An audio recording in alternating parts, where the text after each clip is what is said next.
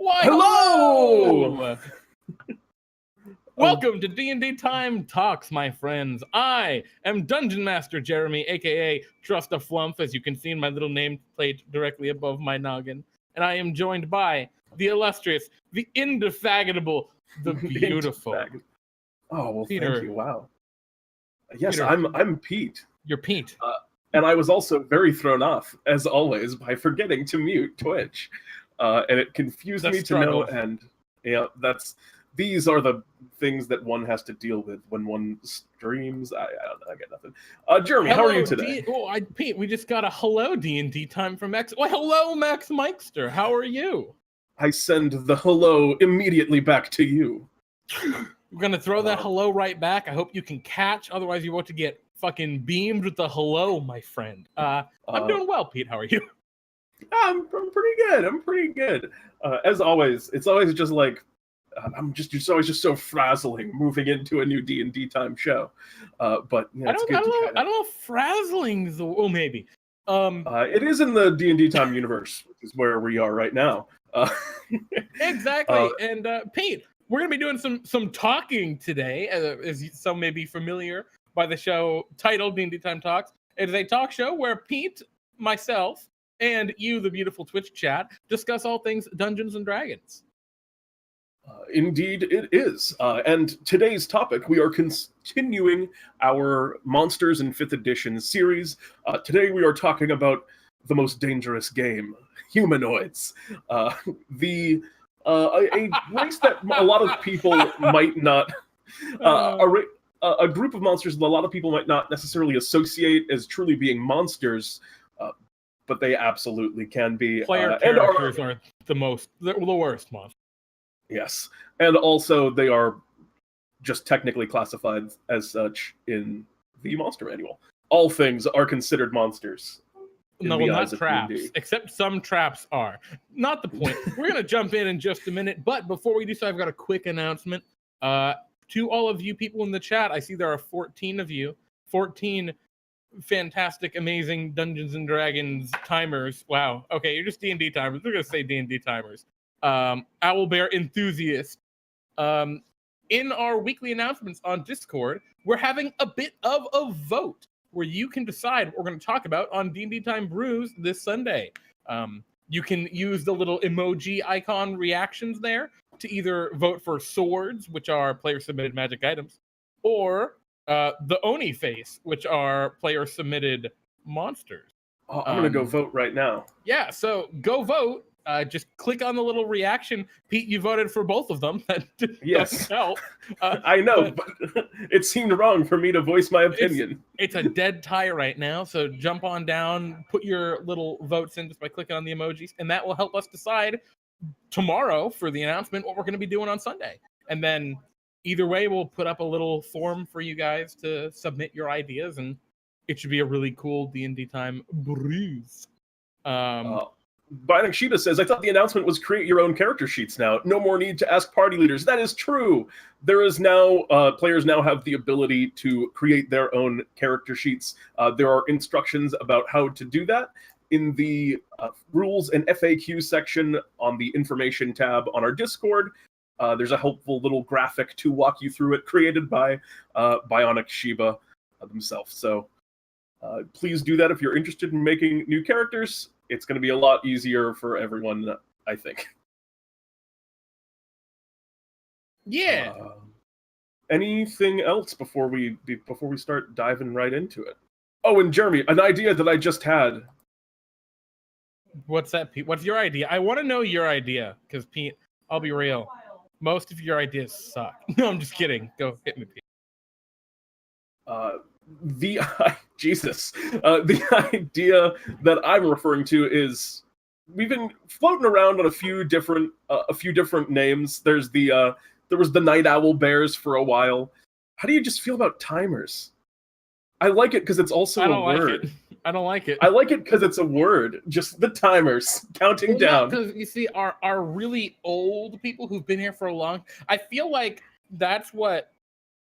Oh, Farful's asking where you vote. On Discord under our announcements channel. you can see we have our beginning of the week weekly schedule post. It's right on there.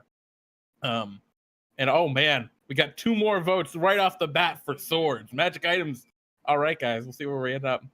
But yeah, Pete, I think what we do is, right, based on the amount of time you've been subscribed, you get to be a different thing. So the people who are like more than like Alex is one of the old timers, and then we have the medium timers, and then the D&D timers. And then the egg timers, and there's lots of timers. Oh my goodness! We'll get to this later, everyone. No, it's DnDudes, Pete. I like to do the. I like it, DnDudes. DnDudes. All right, we're wasting too much time. Let's jump into today's topic. What are we talking about today, Pete? This is a short show. Tonight we're talking about humanoids. We're going to be talking about different types of humanoids. We're going to be talking about the kind of things that they can do, the kind of environments in which you encounter them, lots of different stuff just about this particular classification of monsters in 5th edition, the humanoid. As a kind of frame of reference for things that are, or actually we'll get into that. We'll talk about what a humanoid actually is once we get into it. But Jeremy, how come we're going to talk about humanoids?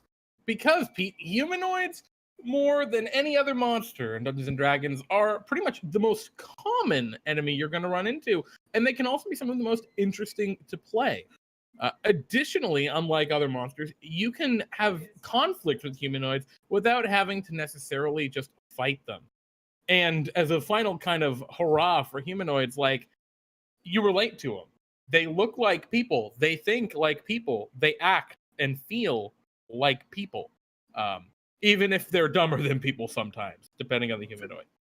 They're people. And yeah, sometimes they're actually just people. So a lot of them, they make really interesting villains that don't have to just be black and white. They can be very morally gray and give your character something to really mull over. They can be very evocative enemies. So it's going to be cool to talk about that and look through it. As always, as we're talking about these topics, we try and gear the conversation both to players and DMs. But when we're discussing monsters, there's a little bit more of a DM focus, but we try and keep it interesting for players too. I think with humanoids in particular, since they're so closely related to players, and it's a lot more. I think this one will be a little bit more on the player side. They're like distant cousins to players. They're like, players are the sociopaths of humanoids. You're not wrong. So Jeremy, why don't you start us off by just saying what is a humanoid? Let's just define what it means to be a humanoid. All right, Pete, humanoid. Jeremy, tell me now. I must know. No, Pete. I'm going through the list. Pete. Oh, okay. Humanoid. Mm-hmm. Jeremy, humanoid. My cat, not humanoid. Anything that's humanoid, it looks like a person. Got 2 arms, usually. Maybe sometimes got more arms, but got the general shape of arms, 2 bipedal legs that it stands on, a head, and a torso. So that basically just defines what a humanoid is. Almost everything that is in that shape is a humanoid. Goblins fit in that shape. They're humanoids. Giants don't because they're too big, but otherwise they would be. You want Goliaths, like the shorter giants are. Snaky people. Data's a construct, not a cat. My mistake, guys. Oh boy. Lizard folk are humanoids. Bandits, which are just other people, are humanoids. Most things that walk on 2 legs and move around are humanoids. Bugbears. When you walk into a town, you're walking into usually just a big pile of humanoids. Obviously, halflings, dwarves, elves are all humanoids. Yes. Anything that you could choose as a race option in D&D would be considered a humanoid. Yep. Except for a centaur, which is not a humanoid, unless you're Wizards of the Coast, in which case it's randomly a humanoid. Yeah. We're not opening that can of worms. I'm sorry, guys. Unearthed Arcana does not exist. Yeah, Unearthed Arcana isn't real for D&D. Owlbears are not humanoid, Sword, because owlbears, they don't always walk on 2 legs. Sometimes they do. But Jeremy Voorhees is... Oh yeah, but Jeremy Voorhees is a humanoid. But owlbears are not humanoids. Yeah, but other owlbears aren't. When you make an undead owlbear, it becomes a humanoid. Weird math right there with the Punnett squares. But anyway, the things that make humanoids really cool is... What? The thing that make humanoids really cool is they are creatures that have language, they have culture, and generally speaking, they have few, if any, innate magical ability. Most, if humanoids, if they have some kind of magic, it's a learned magic or a gifted magic. They'll be like warlocks or wizards or something like, or necromancers, which can make them very interesting enemies because they can have oftentimes the same magic that you can, and that can be real scary because playing as a wizard and getting up to like, my fireballs are great, and then being like, holy shit, my enemies can have fireball. Oh no. And that's just a terrifying realization. Yeah, when you get fireball, if your enemies got it at the same time, you would be so screwed. Yeah, it would be very bad. But Pete, what makes humanoids so fantastic to use as enemies? Or to just put in your game in any regard? Well, Jeremy, I'll tell you this. There's lots of reasons, but the first one I'd like to talk about is how complex they are. Humanoids, I would argue, are the most complex foes in the game. Because they have just the same nuances and the same peculiarities that any real person that you meet in life could have. Any fictional character that you've ever seen, any superhero, any villain, any real person that has ever lived, that personality and their mindset could be transposed onto a humanoid character. Pete, what about Genghis Khan? Yep, you could do... What about Mozart? Yes. What about Leonardo DiCaprio? I don't know if you could capture that much emotion in a game of D&D. Okay, cool. That's what I figured. But I mean, you could shoot for it. You could try. You could see if you could pull that off. I don't think I could. I mean, he's won an Oscar. Great man. Great man. Oh, great. Exactly. WB so well. Exactly. But another thing about humanoids is that even in the most evil of humanoids, when players are battling against humanoids, they have language. They can communicate with these people. You get not just... it's not just like a one-sided slaughtering of a monster. It's a clash of drive and personality. A player can see a little bit of themselves in any humanoid that they're battling. Yeah, and that is one of the greatest things about them. A lot of the times, as a player, you can... Well, as a dungeon master, you can weave your stories and your backstories for your humanoid villains to really have a common ground with your players, and it's very, very interesting when your players can empathize with your characters or with their enemies. So another thing that's great about humanoids is they are, like most of the other monsters we've talked about so far, very lore agnostic. There's nothing that says all humanoids come from eggs that fall from the sky, created by the Earth Mother, blah, blah, blah. That's not how humanoids work. You can come up with whatever background and whatever setting you want for them, and it makes sense, and players accept it. If you say, in my world, elves evolved from squirrels and they live in the forest, and that, whatever, that works. Like, a lot of people don't... Players will just take that and move with it, and that makes sense for elves. Or likewise, you could say like, or dwarves were hewn from the stone themselves and forged by Moradin, the father. That's another, common kind of back. I think that like is the Forgotten Realms backdrop, but you can say that, or you can say a completely different story as to where they come from and how they exist and why they exist, and people just kind of accept it. And that's because humanoids are normal, and so there's nothing like that forces them to be tied to any specific history. As long as there is civilization and some sort of history in your world, the humanoids have been a part of that. They are pretty much the hallmark of civilization in the D&D world. And you can easily just kind of click and drag and put in whatever kind of backstory for your humanoids you want in your game. and it pretty much works in a lot out. of ways.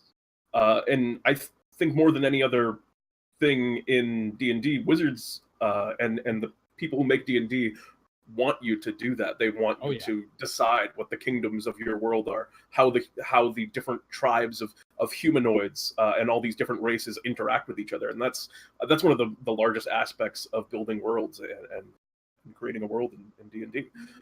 And humanoids are usually the core foundation of that kind of thing. Exactly. And because they are this bastion of civilization in the world, they are this force of order, there's always that contrary force, the force of either extreme order, right, where there's conquest, in which case you have great villains there, or forces of chaos, in which case also make great villains. And humanoids can also fill both of those roles, rallying against civilization as a concept, or trying to dominate and control it. So they make just really cool and inspired villains. Really, you can do so many different things with them. We're going to get into a bunch of examples later on. So I'm trying to be a little intentionally vague at the moment. Be vague. Humanoids are intelligence. As we mentioned before, whenever there's a race of humanoids, it's always assumed that they have language, that they have culture.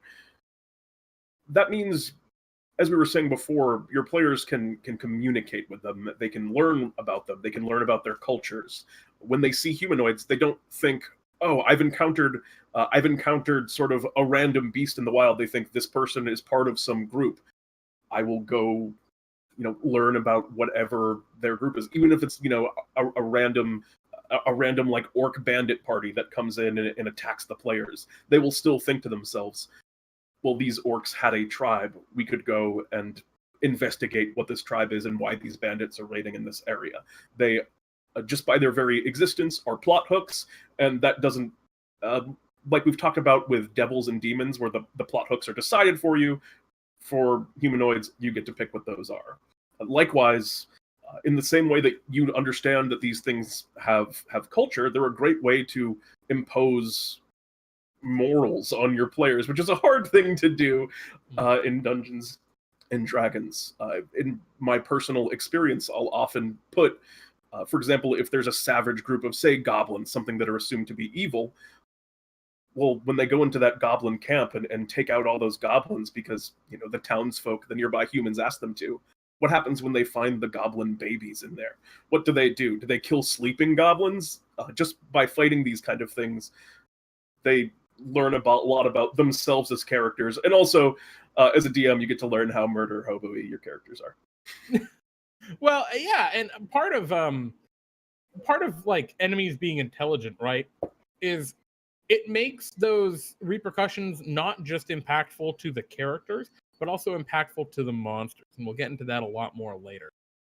Intelligent enemies have intelligent reactions. If you go into an owlbear nest and you kill a bunch of owlbear babies and you run away, that mama owlbear never comes back for revenge because it's just a sad mama owlbear in the jungle. That's just like, oh, my babies are dead, because it doesn't know better than intelligent humanoid monsters. They function differently. And speaking of which, that's part of their great flexibility. They make excellent flexible threats. They can be as simple as like a cult kind of growing inside of a city, just kind of expanding and becoming more potent. Or they can be an orc war chief, which trashes the party early on, and then is something that later on the party goes to fight and is a lot better equipped to defeat and overcome. And another great thing about great to scale. They're very easy to scale. Yes, exactly. That's what I was going to say. Is you can simply just humanoids presumably would be able to do the same things your players can. So if you battle a foe early on, they can go train and gain levels. You can have them come back and just give them class levels and build any humanoid in the monster manual almost like they're a player character, and have them improve and have the same kind of motivations that a player does. Yeah, exactly. And those motivations are like the best thing, because, man, there's just so much you can do with them. Humanoids as monsters they make excellent random encounters, but they also make really good reactionary villains. More than aberrations or undead or monstrosities or anything else, a humanoid enemy reacts to what players do. What might start as just a simple villain or a simple, random encounter monster might become like a huge villain in your campaign because of how that encounter plays out. And that's just a really cool thing to roll with. So before we dive into that in depth, let's talk about some of the main roles that we can see humanoids in. Obviously, the biggest role, I wouldn't say obviously, but one of the biggest roles, one of the most common, is as NPCs. Almost all NPCs in your games will probably be humanoids. Maybe you'll have like a sphinx or a dragon or something like that shows up. But, if you have like a rival adventuring party, or if there is a shopkeeper in town or a tavern keep, or any kind of recurring character. Any recurring character. Yeah, a king. Like, they're all humanoids, pretty much across the board. There are some very rare exceptions to that. Like, maybe if you're playing like, yes, my campaign has dragons and dragons only. That's a different story. But more often than not, they're humanoids. And this is another thing about humanoids that make them so cool and so fun to really explore using them in your game, is because humanoids can pose threats other than, combat challenges. Humans can pose threats that have no power or abilities. A king is someone that the average adventurer will not mess around with, even if they're just a weak, like, old man king, because they understand society and they understand the implications of taking actions against this individual. They allow people to have humanoids can have power beyond the scope of their abilities through their influence. The leader of a thieves guild may not necessarily be strong enough to battle the party, but they have a thieves guild that they can command and tell things to do. They are awesome as leaders and really unique in the kind of social aspects that humanoids bring to the game. Yeah. Yeah, that's really it. I mean, it's just great. Obviously, in combat, they make great random encounters. A bandit ambush on the side of the road, or orcs attacking the town your party is on the way to visit. Merfolks attacking your ship or threatening to, or having already sunk a ship as yours is coming by, and then you're trying to rescue the survivors. There's just no end to the things that you can do for humanoid random encounters. I'm sure you've thought of 4 in the time that we've been talking about it. Yeah, and I mean, you can use them anywhere, too. It doesn't matter if you're in the middle of, like, the jungles of Chult in the Tomb of Annihilation adventure, or in your own crazy jungle. Yeah, there are natives there. Great. Humanoids done. It doesn't matter if you are in the Arctic tundra. Okay, yeah, there are, a tribe of humans up there, and they all have polar bear fur pelts, and they ambush you because they're camouflaged with the snow. Like, you can just, no matter where you are, you can roll with this. It works really well. Like, literally anywhere. So let's talk about some of our favorite humanoids. Let's start actually jumping into these examples, because humanoids are this one monster, unlike monstrosities where we can focus in on very specific things about monstrosities. Humanoids are actually so large of a category and so broad with their possibilities that it's hard to talk in general terms. We need to really jump into specific examples. Is there anything you wanted to start out with, Pete? Do you want to start out with like specific monsters or concepts, like the rival adventuring party or the wrong? Let's go with goblinoids.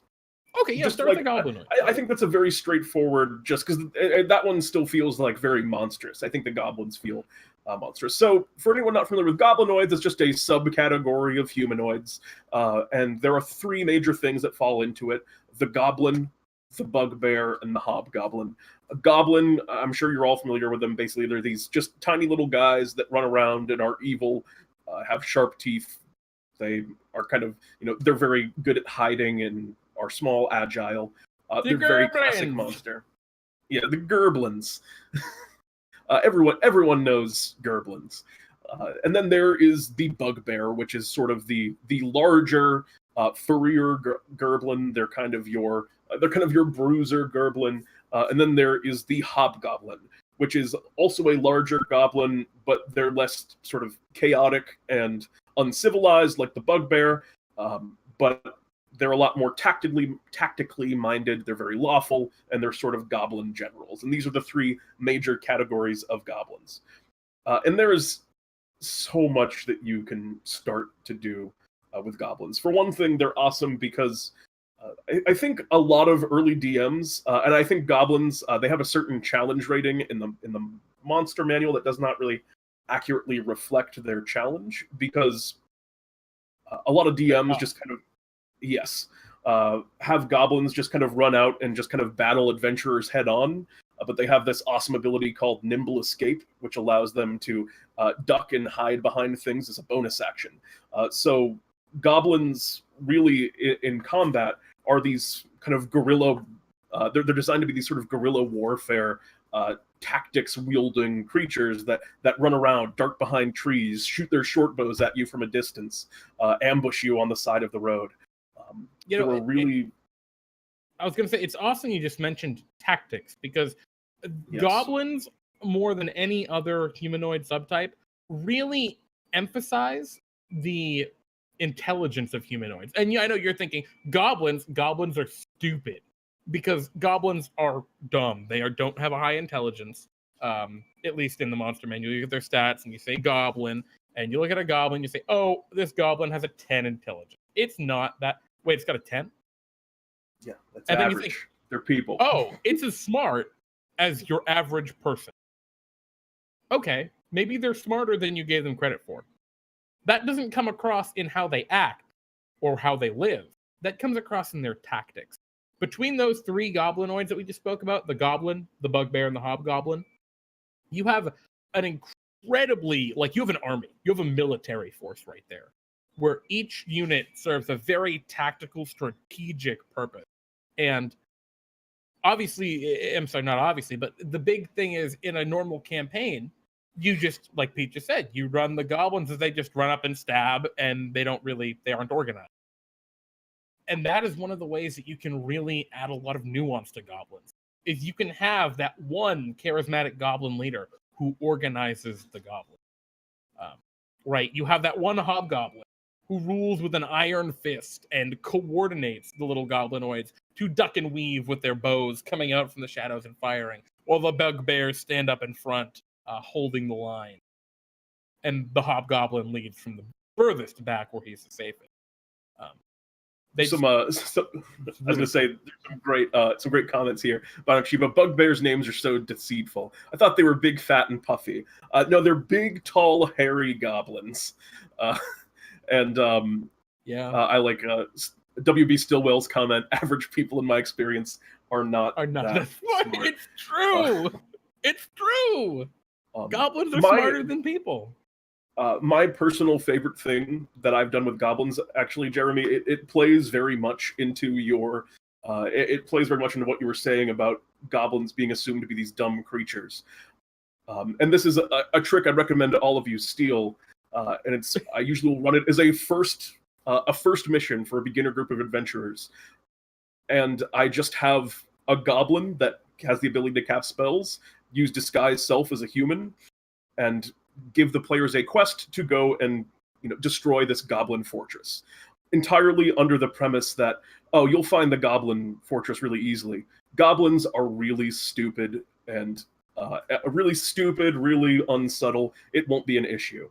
And then I just have a sign on the road post that says goblin secret hideout, then crossed out, and underneath it says just a regular fort, which is the ultimate trap for players, because now they just go, these dumb goblins, these idiot goblins are here. They've completely revealed to us their plan, and that's their plan, is for you to think that they're stupid and then surprise you when they know that you're coming.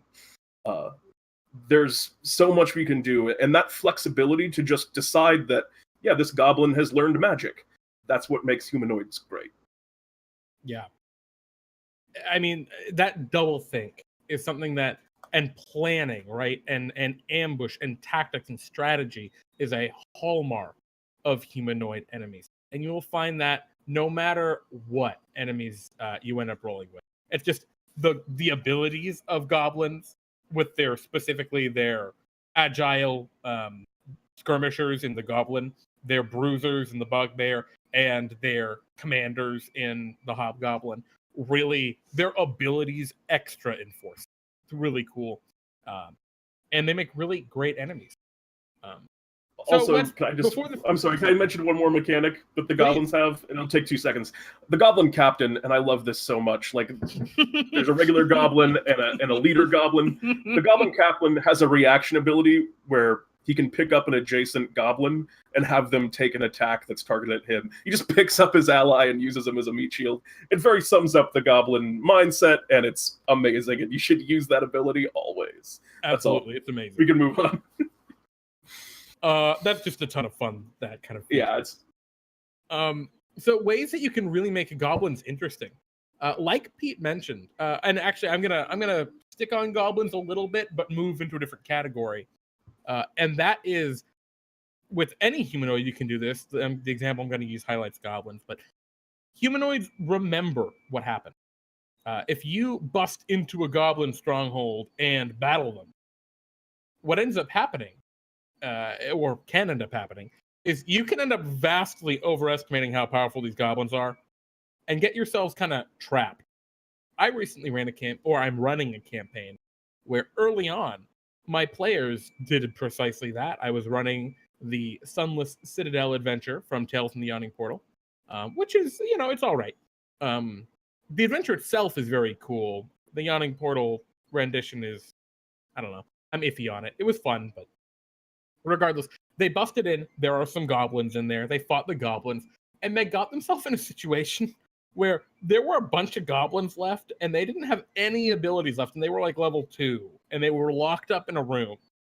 And so they ended up negotiating with this one goblin that was left, who the only kind of motivation this goblin had in the book, in the written adventure, was do what's best for your tribe.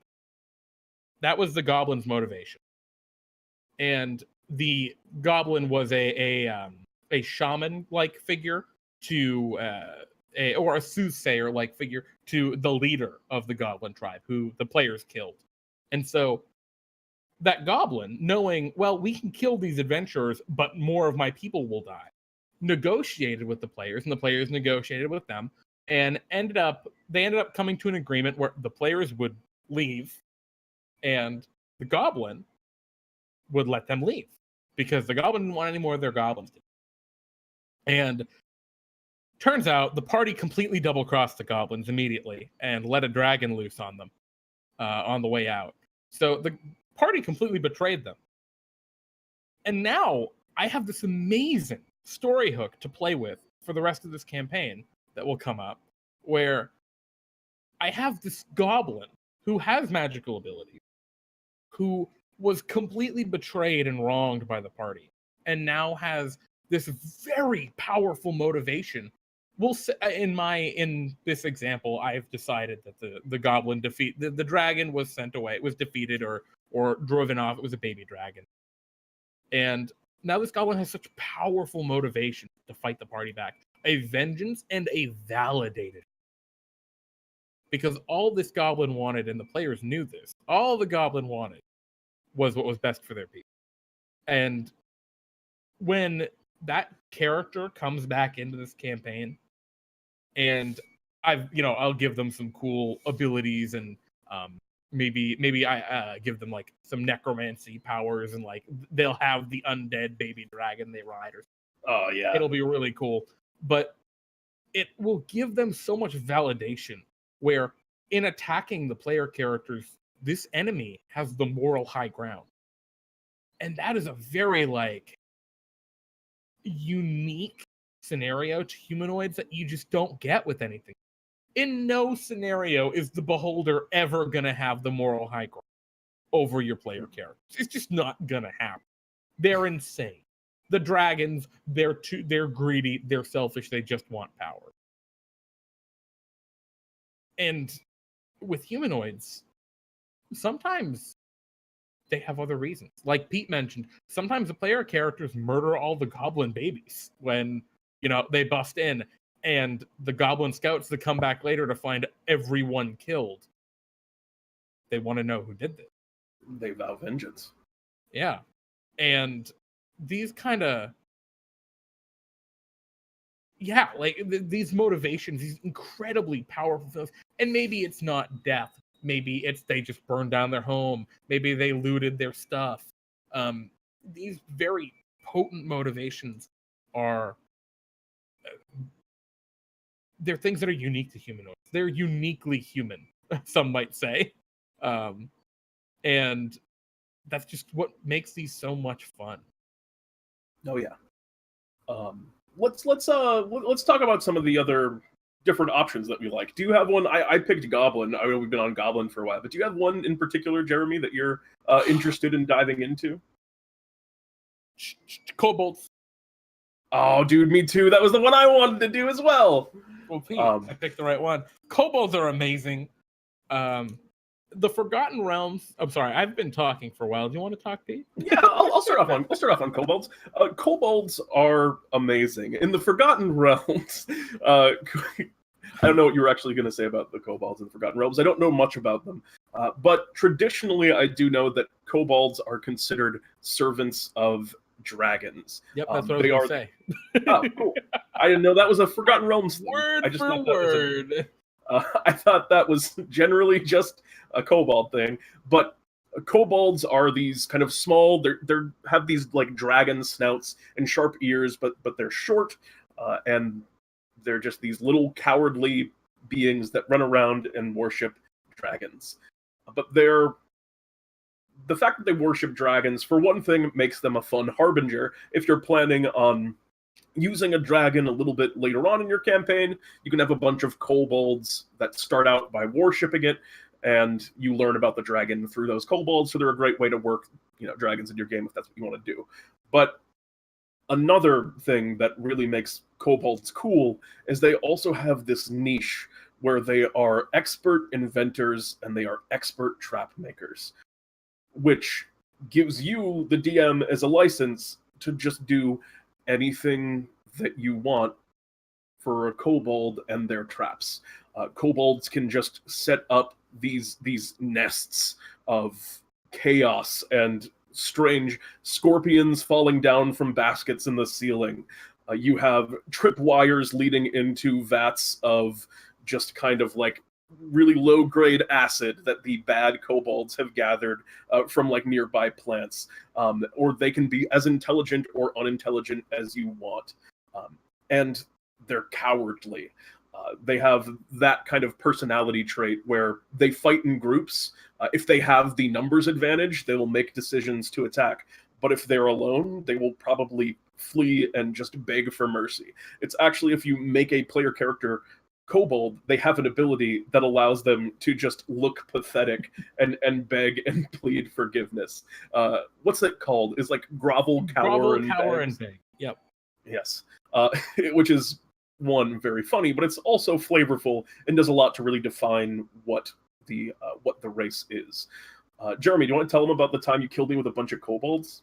One of the things I love about kobolds is kobolds, a lot of the times, you can play them as having it doesn't have to be a dragon that they worship. That's number one. You can. I love dragons. They make excellent worshippers for powerful evil dragons. But technically, you could do anything. You could have it be just a very big kobold who calls himself a dragon.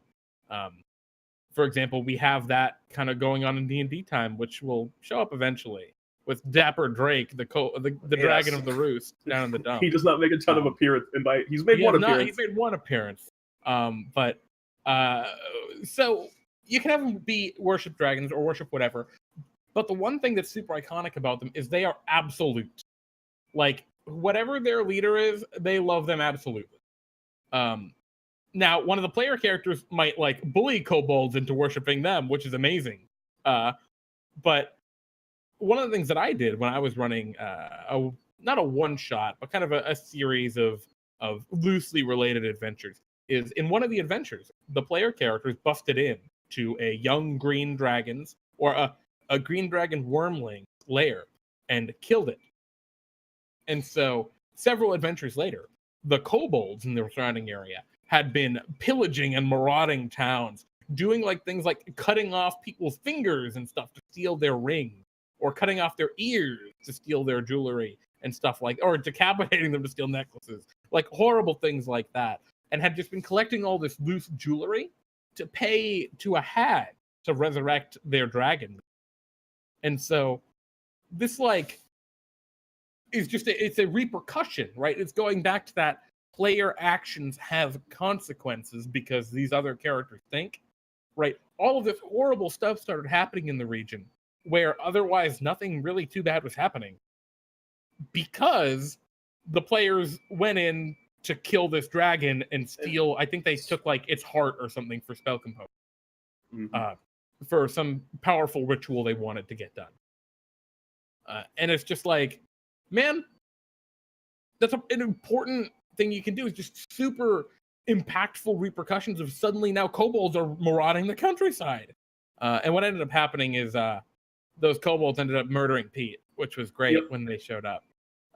Eventually the party won and they ended up using those gems and all of that stolen jewelry to resurrect Pete's character. Resurrect me. It's that's beside the point. The point is,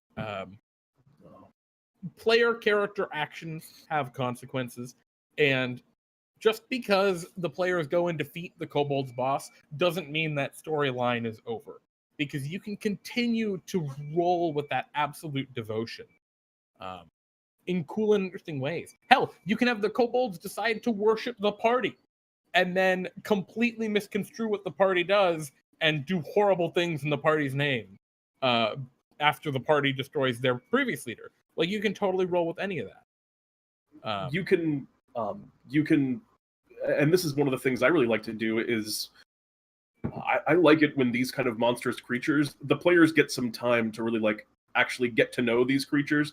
If there's, if they're standoffish, if they try and like capture the players or surround them and just get the players in a situation where they have to, where they have to either surrender or, they understand that they're outnumbered. And then now they're surrounded by these enemies, but they start to learn about these enemies, and they are as intricate as the player characters. There are kobolds that dislike each other. There are kobolds that are allies. You get to start hearing about, this kobold tried a couple years ago to make a run at the chief, and that's why he's the one that now, he failed, and that's why he's the one that now just kind of guards the cells all day. And when the players are locked up in those cells, they get to start talking to this kobold, and now they start, manufacturing this. Yeah, they start manufacturing this escape plan built around using the politics of these creatures, because everything has their own society. Everything has some degree of politics, even if that politic is just the strongest one is the ruler. Everyone has something like that. So that's another aspect that's really fun to play around with, and that's something that you can apply to any humanoid race. Any humanoid that you encounter, maybe save the skulk, which I don't think we should talk about now. No, we're not going to talk about it. Yeah, it seems strange to me that skulks are considered humanoids. They seem more fey or fiendish to me. Well, let's talk about something that's not really so monstrous, right? We said that humanoids can be anything. Well, they can be humanoids. They can be humans or halflings or elves or dwarves. And in those cases, that comes to really interesting moments, right? When a clan of dwarves is mad at the party or is hateful and angry at the party. Let's say the party makes it to an old dwarven citadel and goes through to explore and finds it filled with giants that overran it centuries ago, and defeats those giants and pillages all this cool treasure from it and leaves. And then the dwarves find out the giants are dead, and they go there and they say, who stole all our stuff? Because these dwarves were alive before the giants showed up. They've been around for years. They've been alive since before the giants took the stronghold. To them, it was just a matter of, well, we'll knock the giants out and take the stronghold back eventually.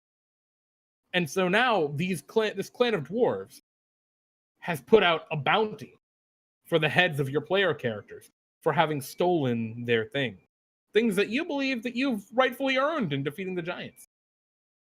And that puts a huge conflict out there where a force that society or civilization as a whole views as like a legitimate thing, right? This clan of dwarves, clan Iron Butt, or whatever the hell they're called. That's usually type of metal or stone name of body part is every dwarf. The bronze bottom. Yeah, exactly. And those kinds of situations, those kind of challenges for players to overcome, often can't be overcome by just killing all the dwarves. You can't just show up and murder all the dwarves. Yeah. Or, I mean, you can, but then you are very much the bad guys in your game, which most games you're not. There are games where you can be the bad guys, but for the most part, when you're playing D&D, you're not the bad guys. And as we've been talking a lot about kind of reactions, let's talk about this same situation with dwarves. Let's say that you kind of steal, let's say you steal their treasure, or some other way, you wrong this group of dwarves. Mm-hmm. Maybe that reaction is a form of a group of dwarven adventurers go out with the sole express purpose of kind of tracking you down and making you kind of be responsible for what you have done. You now have a rival dwarven adventuring party out in the world, either specifically hunting you, or that now just see you as an enemy and are trying to kind of thwart you at different turns, or perhaps not even thwart you directly, just maybe outshine your accomplishments. Maybe this rival adventuring party just wants to prove that you are not what you say you are, and that they are the greater adventuring party. Rival adventuring parties are excellent. Hugh Ironbutt. That's a great dwarven name, Adrian. And I mean, rival adventuring parties don't just have to take the form of someone that you've wronged. They can be other adventurers. Again, in another campaign I'm currently running, I have a rival adventuring party. And that rival adventuring party is just interested in similar things to players are, for the same reasons. They want power. They want to move up in the proverbial adventuring world. In my setting, in the setting I'm running, which is currently the Forgotten Realms, they're members of the Zentarim, who are otherwise very friendly to the players. They are very cordial. They, if they meet in a tavern, they offer drinks, sit down to talk. They're the kind of people that you don't really fight. And yet the last dungeon they ran off to, that they both ended up in, the rival adventuring party ended up leaving with the artifact that the player came in for, not the players. And that's an interesting, tough situation where, shit, they have the magic item we want, and they're not going to give it to me. Shit! I can't kill them. Kill them, damn it! Right? And that can be fun. That can be a lot of fun. Or maybe, and as soon as the party came back, right, the party ended up shit-talking them a little bit in Waterdeep, which is funny, because just you're just bad-mouthing them to their boss, which is just fun. But I don't know. It's just fun little other ways for characters to interact in the world. One thing I really love with rival adventuring parties is when the rival adventuring party gets all of the credit. When the heroes go and do something, but then for some reason or another, the rest of the world gives the credit to the other adventuring party, to the rivals. And it's just God, we did that! And the rivals are like, oh yeah, man, you did all the work for that. But then they still get all the credit. It's just, I love and there that. are so many tropes that you can play out via humanoids, where it almost feels like they're their own monsters, just this kind of raw concept. There is the valiant knight that you perhaps meet in battle at some point. There is the kind of strange druid that you encounter in the forest that is guarding it against him, that you now have this strange encounter where you have business in the forest, but the druid does not want you to enter it because it's sacred to that individual, or it's in some way your presence there would disturb it. a character that feels almost like a monster unto itself. Perhaps you've gotten on the wrong side of a corrupt king, and now there is a deadly assassin that is tracking your party down. You can use any humanoid and just say that, yes, this individual humanoid is an assassin.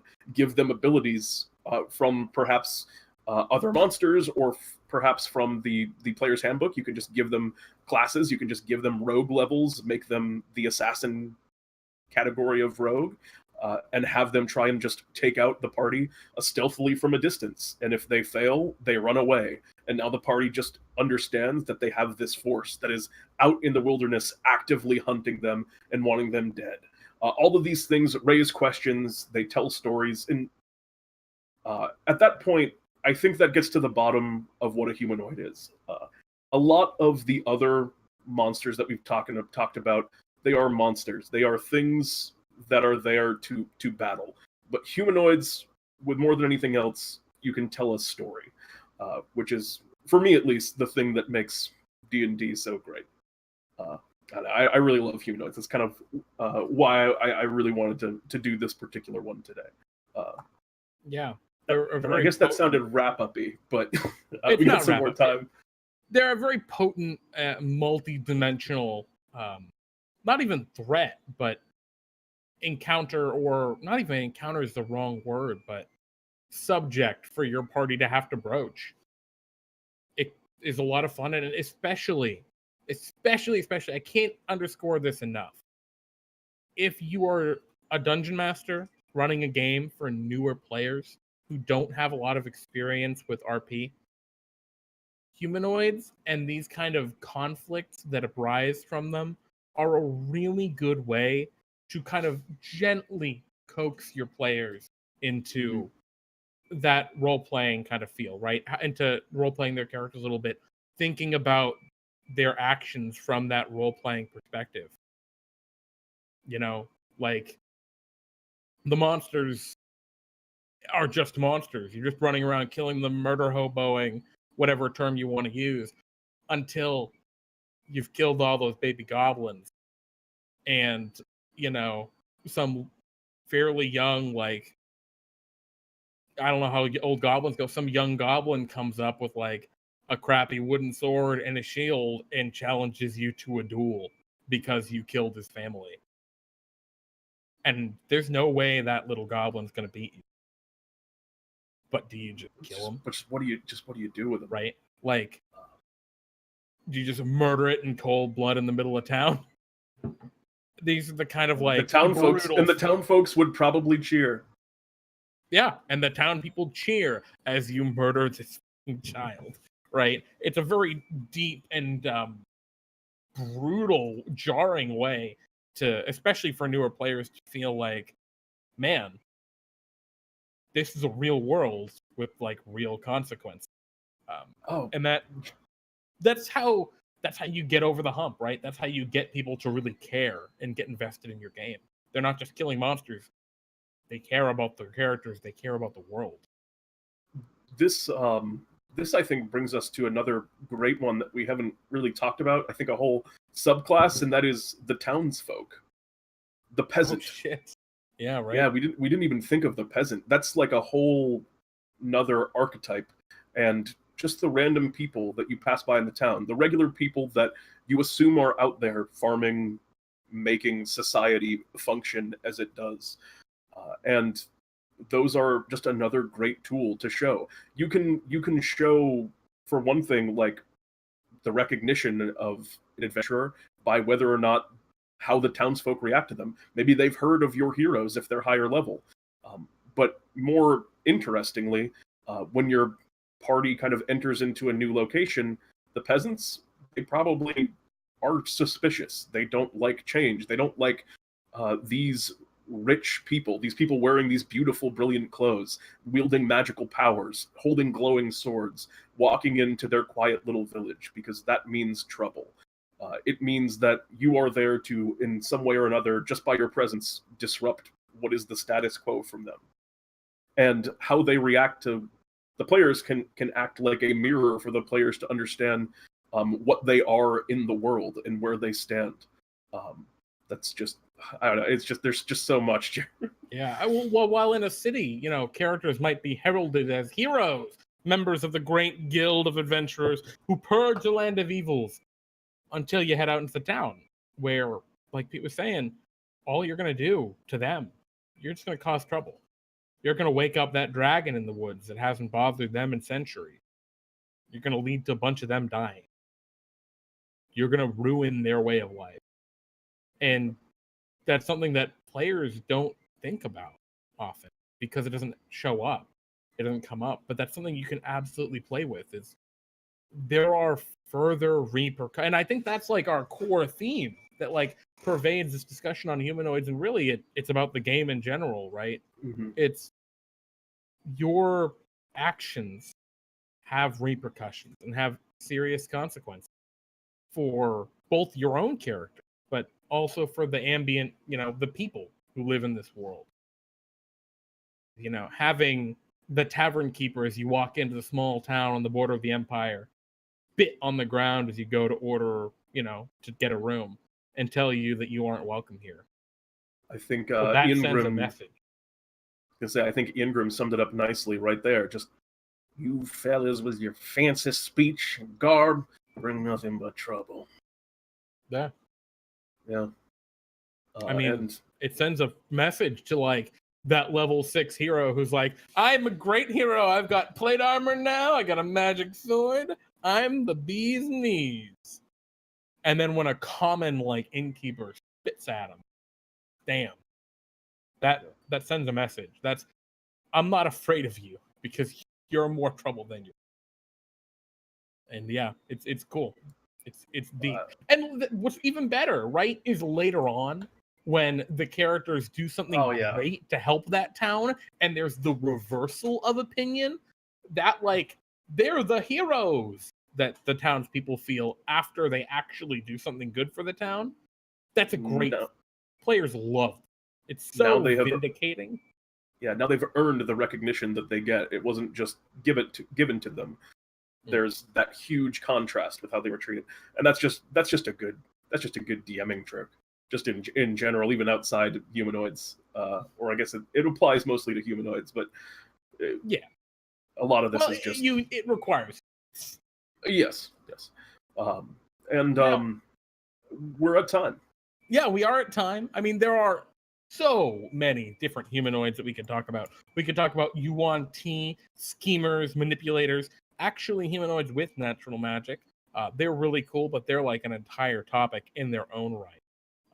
We could talk about bullywug or grung, frog people, who are just different and peculiar. We could talk about gnolls and their weird lifestyle and what they are. I actually really like gnolls. We could talk about Kuatoa and their strange, aberrant minds. But really what it comes down to is... Oh, we can talk about orcs, which are slightly different than goblins. But really what it comes... We're not talking about nilbogs ever, Adrian. I hate nilbogs. What do you got against nilbogs, goblins spelled backwards. They're the worst enemy in the game. No, I think it's... nilbogs is actually sgoblin spelled backwards. I hate you so much. Regardless, I feel pretty good about that one.